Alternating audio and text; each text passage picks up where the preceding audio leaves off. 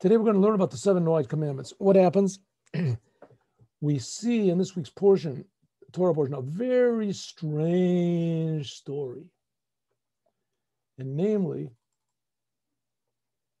the story about Dinah getting raped by Hamor, the son of Shem. And this arouses the anger of Yaakov's sons, and they trick the people of Shem to circumcise themselves, and while they're all in pain, they murder them. Shimon and Levi murder everyone. So if so, this is a story of rape, revenge, murder, right? And apparently there's really not really too much to learn from this whole story. I mean, it's, first of all, it's not a nice story. And the Torah tries at least to not to say negative things unless it has to. And it seems that it doesn't really have to. I mean, so Dinah went and she was raped. And what do you have to tell the story for? So from this whole thing, there's a big Ramban that he talks about what right did the sons of Yaakov, Levi, and Yitzchak, what right did they have to go and kill all these people? What was their idea? What was their motivation? And we'll see that the Ramban, Maimonides, he says right near the end of his whole treatise that the people of Shem, they deserve to be killed. They deserve to be killed. They were punishable by death. Why? Because there's 7 Noahide Commandments, and one of the 7 Noahide Commandments is to make courts of justice, and because they refused to judge the Hamor, who was their prince, refused to judge him on another one of the 7 Noahide Commandments. You're not allowed to steal, which is raping. So therefore, he was supposed to be killed, but because they didn't kill him, so they were all obligated to be killed. That's what the Rambam says. In other words, they were all guilty because they did not judge this crime. And one of the 7 Noahide Commandments is to make courts of justice. And the Ramban will disagree. But let's see. All right, let's start off from the story.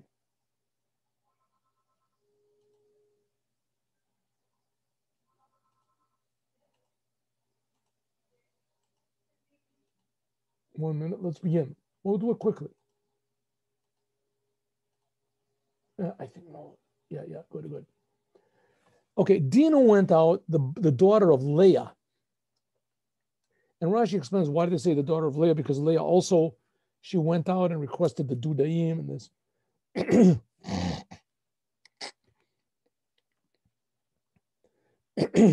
But they do it. Anyway, the Yaakov, they wanted Dinah, the daughter of Leah that Yaakov gave birth to see the girls of the earth. They wrote Bebenot HaOretz. This is the only Rashi we'll do until we get to that.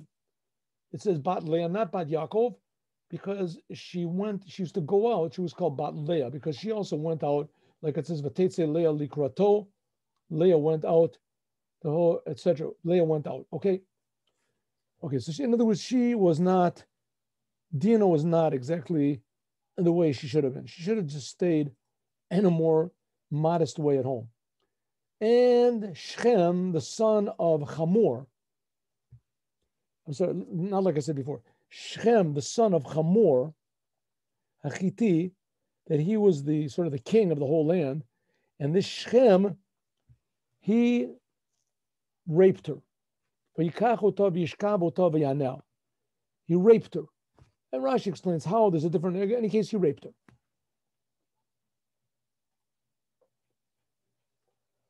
And he loved her. But Tidbag Nafsho Badina, he really loved, suddenly he loved Dinah, the daughter of Yaakov, and he spoke to Na'ara. It's supposed to be a Na'ara, it's not written the hey. And he loved her, his soul clinged to her, and he loved her, and he spoke to her heart. What did he say? He said, Shechem said to his father Hamor, right? Shechem was the son, Hamor was the father, and he said, please take this girl to me to be a wife. You're the king of the whole land over here. You can do what you want. Yaakov heard that Dinah, his daughter, had been defiled. And his sons were with the sheep in the field. And V'hacharesh Yaakov admor. This pained Yaakov very, very much. But he kept quiet. V'hacharesh Yaakov ad boam. I'm sorry. And Yaakov, he kept, I'm sorry, V'hacharish means he kept quiet. Yaakov kept quiet until they all came back. He didn't want to tell them the news. And Hamor, the father of Shechem, who was the one who raped the daughter, came to Yaakov and he said, listen, I'd like to talk to you. Bnei Yaakov, they came from the field and they heard what was going on. And they became very sad and they became angry. And they said, someone could do this to rape a Jewish girl. This is not going to go unpunished. A thing like this can't be done. Okay, what happens? Hamor, the father of Shechem, the raper, right? Hamor said, Shechem, my son Shechem desires to get married to your daughter. Please give her to him for a wife. I mean, he could have just raped her all the time, but he wanted to that she should be willing. No, she would be willing. Then he said, listen, I'll tell you what, you get married with us, your daughters give to us, and our sons will give, you can take for yourselves, right? We're going to be one big happy family, says Hamor, the father of Shechem. You can dwell on our land, our whole land is in front of you, and you can work on it, you can sell, you can do whatever you want to.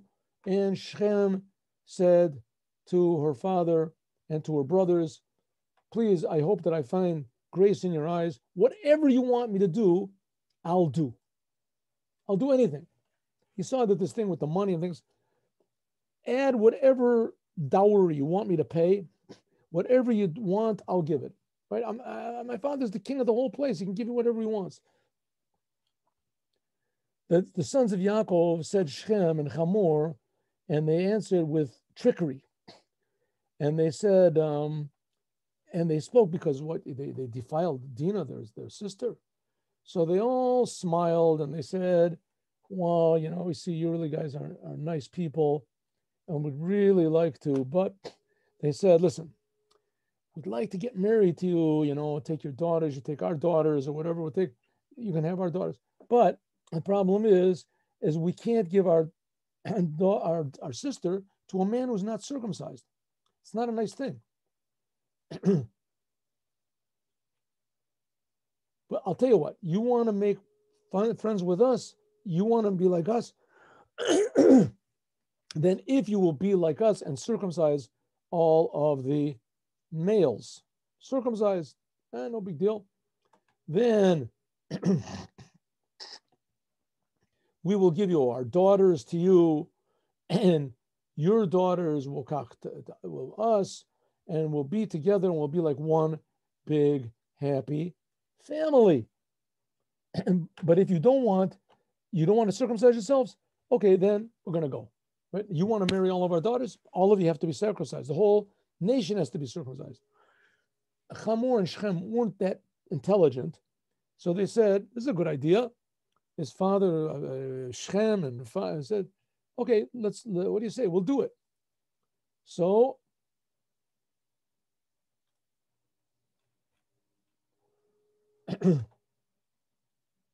he didn't even delay. He really wanted this Dinah, the daughter of Yaakov, and he was the most honorable person in the whole country. So he gathered all the people together, Hamor, and they gathered everybody together at the gate of the city. They spoke to everyone and they said, these people are really nice and they're really complete with us and they want to live with us together and they want to do business with us. And we have a lot of land. We're going to open the whole thing in front of them. We'll take their daughters for women and our daughters we can give to them, right? We'll give to them. We only have to benefit. But just one thing, everybody, circumcise yourselves. Every male, circumcise yourself. So what do they say?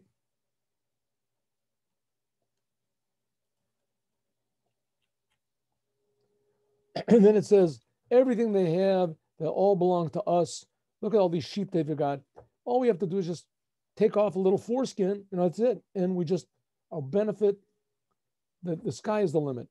Hamor they listened to Hamor, the king, and his son, the prince Shem, and they circumcised themselves, and they went into this.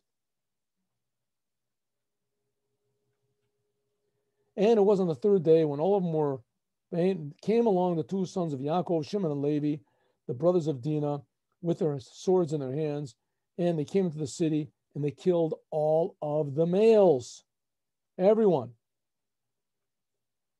Hamor and his son, they also killed by sword, and they took Dinah, and they left. Bnei Yaakov came on the dead people, the rest of the children, and they took all the riches that there were because they defiled their sister. They took their sheep, they took their flocks and their cows and their donkeys, and everything was in the city and everything that was in the fields. They took the whole thing. Not a nice story. And all of the riches that they had and all their children and their women, they took as prisoners. And they took everything that was in the houses, ransacked the whole place. It was empty. Yaakov said to Shimon and Levi, Achartamoti, you've destroyed me. Lavisheni b'yeshev oretz. You shamed me in front of everybody, and before the people of the Canaan and the Perizi. And I'm very few. All these nations are going to come, and they're going to destroy me and my house. Everybody heard what was going on. Right? What you got to answer to that? They said, they're going to make our daughter like a prostitute, right? That they're going to treat her like she's just the property of something. But how can it possibly be? So the next sentence says, this next pasuk, that fear fell, or that everyone was afraid. All of a sudden, all the lands around them, they were all afraid. Okay, now let's go back to this Ramban. We took a little bit too much time over here, so let's see if we can get back to this here.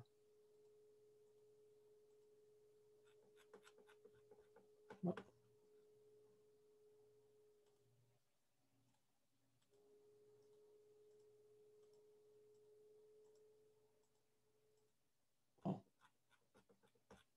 there it is. Okay. The Ramban says like this. See how much we can do. Let's try to do the whole thing. Very beautiful.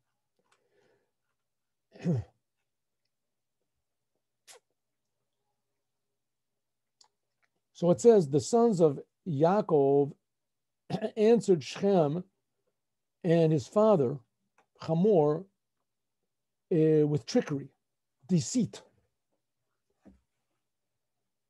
Behold, this is the Ramban, right? Hamor and his son Shem, Elavia ve'elachia dibru. Who did they speak? They spoke to Yaakov and her brothers of Dinah. But here, see something interesting. Yaakov did not answer. What does it say? Vayanu bnei Yaakov, the sons of Yaakov, they answered. Hamor came and said, what do you say? Let's intermarry. Let's all be friends. What do you say? He said that to Yaakov also. Yaakov didn't answer.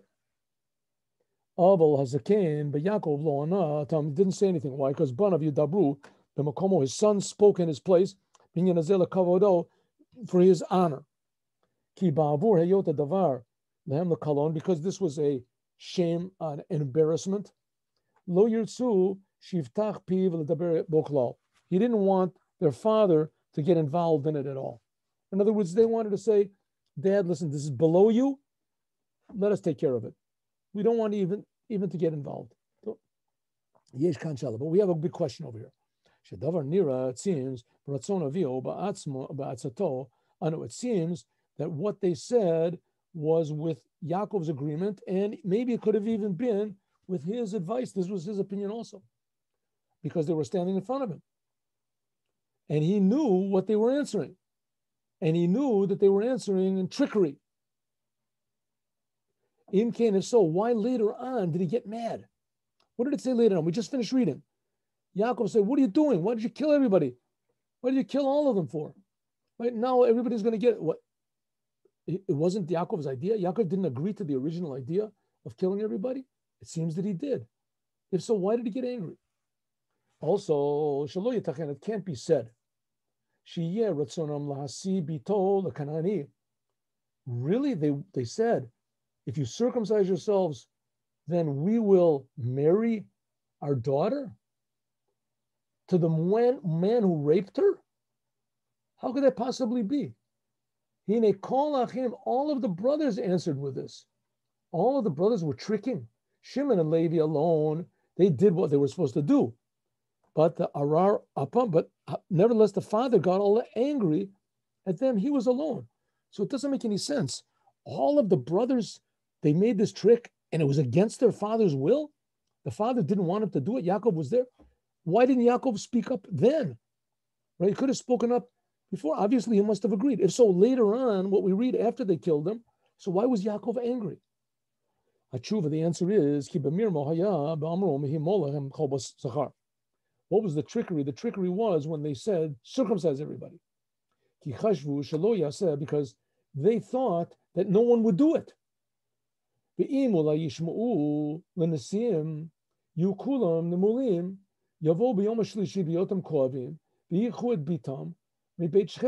they'll just take their sister away. Right? What would happen? Shechem raped her and he took her prisoner. So Yaakov thought, okay, it's probably they're not going to go and circumcise themselves.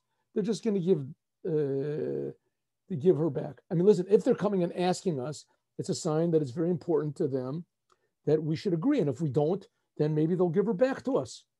So they said, okay, you know what? Circumcise yourself. So a normal non-Jew, you say circumcise yourself, and they'll say, what is that? So, take your foreskin, cut it off. They say, you're nuts. I'm not going to cut my foreskin off for some girl. Take her back. I'm not going to, or the people, the king would say, okay, I'll do whatever you want, the king and his son. But the people will say, what are you, crazy? Just so you want to marry some girl? We're going to all make blemishes on ourselves. It's a painful thing. It's dangerous. We're not going to do all the males. He thought that the people for sure would refuse. And Yaakov was calm. Also, Yaakov thought that maybe even if the people did agree, so on the third day, they would just come, Shimon and Levi would go, and they would just take their daughter back. They'd take their sister back. Not that they would kill everybody. This, all the brothers agreed with. And this, the father also agreed with. But what? They didn't know that Shimon and Levi, they didn't want to just save their sister. They wanted revenge. And therefore, they killed everybody in the city. And it could be that the anger of Yaakov, that he was because they got angry so much that they killed the people of the city that did the sin. That's what he got angry about. My sons lost their temper. What should they have done? They should have killed, if they wanted to kill somebody, kill the sinners. Shechem alone. He was the one that raped her. Even his father was innocent. That's what it says. Vayanu b'nei Yaakov et Shechem et Hamor avi b'mirma. That was the trickery that they made. The trickery was v'yadaber asher tamei et dina machotam, asher timei et dina machotam, ki kulam eskim. All of them agreed. The davar lo, to speak to him in trickery. Why? Ba'avur shenavalo asal lahem. They thought that maybe Shimon or Levi, at the worst, they would take Dinah back when everybody had circumcised, and they would kill Shechem. Okay, so what do we see? Therefore, the father was angry. But a lot of people now ask another question. If so,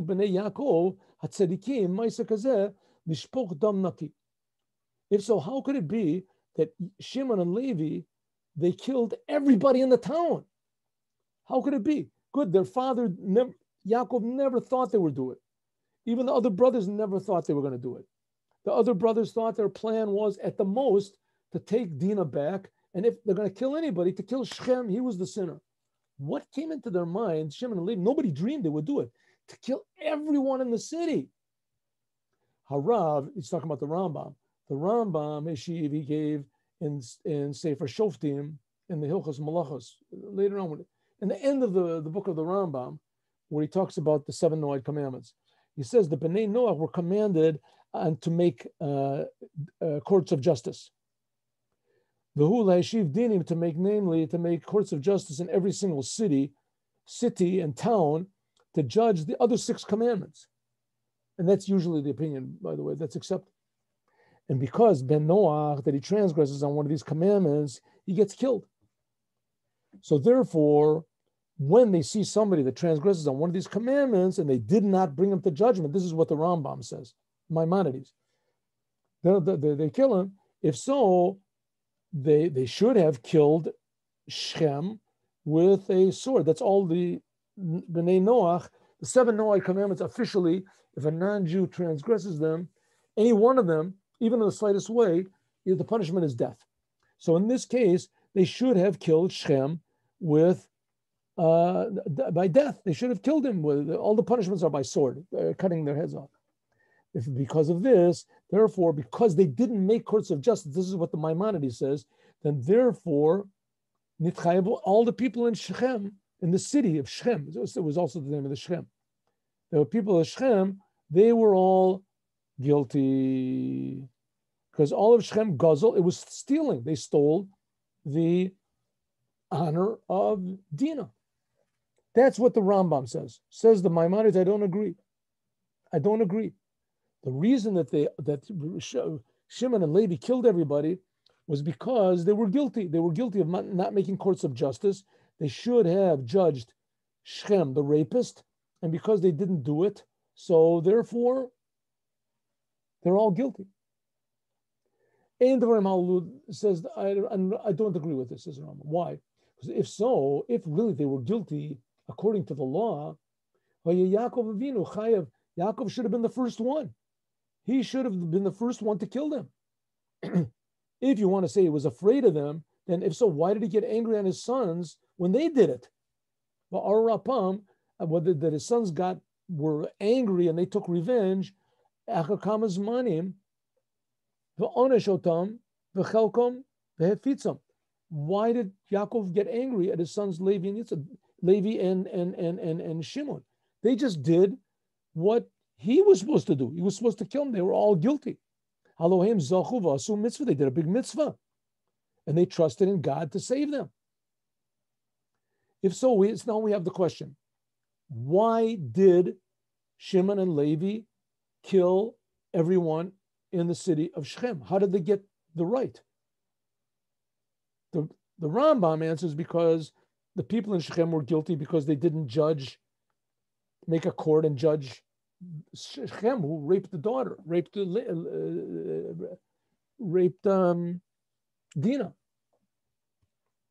But the Ramban says, I don't agree with that. If that really was the law, then Yaakov should have done it himself. He should have agreed, and he certainly shouldn't have gotten mad when they did it. So the Ramban is now going to say this. Listen, we're going to go a little bit over. My opinion is like this. Hadinim, Shemanu, B'nai, all these 7 Noahide commandments that the non-Jews are supposed to do, Sheva mitzvah shalahem, einum lahoshiv dayanim, b'kol pelach b'pelach. The laws that are counted, one of them is not to make judgments, courts of judgments in every city, like the Rambam says. But tzivotam b'dinei geneva, they are forbidden to steal, to trick people, to lie, to whatever is not to pay on time. Also the laws of the Shomrim. In other words, all the laws that the Jewish people of damages that the Jewish people are obligated in, V'avos nezikin chovo b'chabero, dinim malva v'lova, loaning, etc. All these things, just like Israel. Here's a big sentence, right? According to the Ramban, this is where we learn it from, non-Jews are obligated in all the commandments, at least monetary commandments, the Jews are. Monetary commandments and punishments, right? Things between man and his friend, damages, just like the Jews are. But the difference is their punishment is death. If they transgress any of them, then their punishment is already automatically death. That's technically, officially the way it is. I don't know if there's ever been such a thing, but nevertheless, that's the way it's supposed to be. If he burns his fellow's field, or he punches him, he damages him, etc. Not allowed to do. A non-Jew that punches even another non-Jew in the nose and does him damage, technically the puncher is punishable by death. One of this is with this also they should make judges in every single city like the Jewish people, but that's not one of the commandments that they get punished for. The in-laws are king, because if they don't, then they don't get killed. Why? Because making courts of justice, this is not transgressing a negative commandment if they refuse to do it. This is a positive commandment. Lo omru ella azhara shalaim hi mitatam. It just says in the Gemara, Sanhedrin, that warning of a non-Jew, what is the warning? Is that they should know what their punishment is. By a Jew, before he does a sin, you have to go and warn him. You have to say to him, don't do that. If you do, you're going to get punished. By them, right? They just have to know that there's a punishment. You don't have to actually say anything to them. But lo tiknu azhara ela menil balav. This is only to stop them from doing transgressions. And so that's the way of the Gemara. Okay, so it can't be like what the Rambam says, according to the Ramban. It can't be like Maimonides says. The Maimonides says that they are punishable but with death if they don't make courts of justice. Says the Ramban, it can't be. Making courts of justice, that's a positive thing they can do, and they don't get punished for not doing a positive thing. If so, why do they get punished? We'll have to skip a little bit.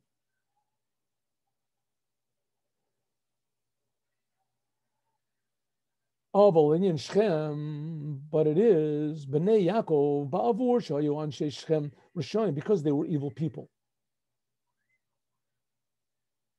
V'damam chashuv lehem kamayim, and blood was like water to them. They were evil people. So therefore, the sons of Yaakov, rotzali nakem b'hem, they wanted to take revenge on them and kill them. In other words, why did they want to kill them? Because all the people were evil people. V'horgu amelech, therefore they killed the king and they killed all the people of the city. Why? Ki avadavhem, they were all servants of the king, and they did whatever the king wanted. Ve'ein abrit asher nemolu, and that they all circumcised themselves, that's not worth anything to them. That's not a covenant between God and them. They just did it in order to find favor in the eyes of the king. King said, let's circumcise. Okay, let's circumcise. So therefore, all of them were like extensions of the king. The king was evil. His son was evil. The people were evil. Yaakov said, Ki heviu b'sakana, because you're bringing us into a danger. Yaakov, the father, said, you killed everybody. You're putting me in danger. Why? What do you mean putting me in danger? Shouldn't they have been killed? He says, Sham Ara, because Asu Hamas La'anshe Ha'ir, because they killed all the people in the city. All the people in the city deserved to be killed. They were all sinners anyway, right? Their blood was worth nothing. Omer lahem b'ma'amado v'yashavu etchem v'hayinu la'am echad. The people said, let's be one nation. In other words, what? If they would have said, Yaakov said, listen, if we would have agreed to their conditions, right? If they were agreed, if we would decide to do that, then maybe there would have been peace. Ubata b'divrayim, b'diburim. We're the ones that refused. If we would have said, let's be one people, ula yeshuva al Hashem, maybe we would have convinced them to do tshuva. We killed them for no reason. Ki lo ha'reyu lehem. The other people in the town true they were evil people. Yes, it's true. But they were evil people because the king was evil. Maybe if he were sitting with him, said Yaakov, maybe we could have made him do tshuva. That's what it says. That's what it says over there in the blessing that we'll get in Parshas Vayechi. When Yaakov blesses everyone, it says, Shimon v'Levi achim, kli chamas k'mecherotayim. In other words, they used vessels of destruction.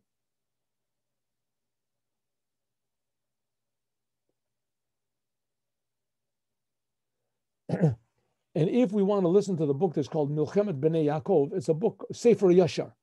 Sefer Yashar. It's a book of, it's like a midrash, like the history sort of, but a midrash in a historical order. It says, Bolem Pachar Avim, that they were afraid of their father because Nesfu Shochne Shechem v'asu itam shalosh milchamat gololot. According to there, it says that Shechem did make a big war, that everybody wanted, all the other nations wanted to take the revenge, the blood of Shechem. And it was not for Yaakov that joined in with them, as they would have been in a big danger, like it says in another book. Okay, so in other words, what do we learn from here? We learned a very interesting thing. The 7 Noahide Commandments is an obligation for all non-Jews. It's the only plan for the non-Jews that was given directly by the creator of the non-Jews, of the non-Jews in the whole world. God is creating everybody. And God, the only time in the history of mankind that God ever spoke to a person with witnesses, and here he spoke to the whole nation of Israel. There was like 3 million people. The only time he ever did, it was when he gave the Torah. In the Torah, there's also contained the 7 Noahide Commandments. The way you learn that out, you can look at the Rambam. There's a way you learn the 7 Noahide Commandments. But they were commanded from Adam. Adam got 6, and Noah added just the commandment of not eating a limb that was taken from an animal before it died. So there's the 7 Noahide Commandments. When the 7 Noahide Commandments, a lot of opinions say that's only the negative ones. There's also, it says 30 positive commandments for them. It includes prayer, and includes, however it is, the non-Jews, says Mashiach will come, and all of the non-Jews will drop all of their religions. All of their religions were dropped because all the religions don't worship directly the God who gave the Torah. The Muslims believe in God, but not the God that gave the Torah. They say that the Torah got changed. They believe in God and His Torah. They'll do the 7 Noahide Commandments, right? What are exactly the 7 Noahide Commandments? What exactly are they? So they're written there clearly, right, what they are. Says the Ramban that the non-Jews are also obligated, all of the laws that apply to the Jews, monetary laws, laws of damages, all of those laws giving oaths, borrowing, lending, those are all relevant to non-Jews as well. Their punishment is much more severe, but nevertheless, they're all obligated in them also. So that makes a big, one thing that it enables them to do is that they can learn all these laws. They can learn all these monetary laws and laws of damages and propriety and things like this. They can learn all of these laws because a non-Jew is allowed to learn Torah that's relevant to him. It says that the non-Jew is not allowed to learn the Torah. He's not allowed to learn the Torah like the Gemara and the arguments in the Gemara that aren't relevant to him. But things that are relevant to him, which is all the laws which deal with, personality development and serving God and loving God, he can learn this. And according to the Ramban, he can learn all these monetary laws as well. So that's a big novelty what the Ramban says. And this is where we learn it from Anshe Shechem. So again, to summarize, according to the Ramban, the reason that the sons of Yaakov killed the people of Shechem was because they were all evil people. And they all deserved to be killed for all the other terrible things they did, especially that they listened to the king. The reason that Yaakov got mad was because he said, listen, these people are ignorant. They don't know any better. We didn't actually see them doing any sins. And they asked to be friends with us. It could have been that if we took their advice and we were friendly with them, that we could have convinced them to do the 7 Noahide Commandments and to kill their prince and maybe even their king.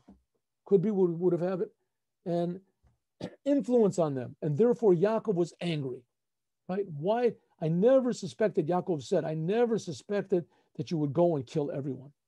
And that's why the brothers were all quiet when everyone was standing there, and they said, circumcise yourselves, because they thought either Shechem and his father, or the people of Shechem, the people would say, we're not going to circumcise yourself, give the girl back. Or even if they did circumcise themselves, they would take the girl and kill only Shechem. Nobody dreamed that Shimon and Levi would kill everybody. But Shimon and Levi claimed, and justly so, that they had a right to kill everyone. But Yaakov got angry at them because he said, listen, true, you had a right, not because everything that you can do, and it's permissible to do, you have to do. We could have convinced these people to change their ways. We could have done it. And that sums up the story as far as the Ramban understands.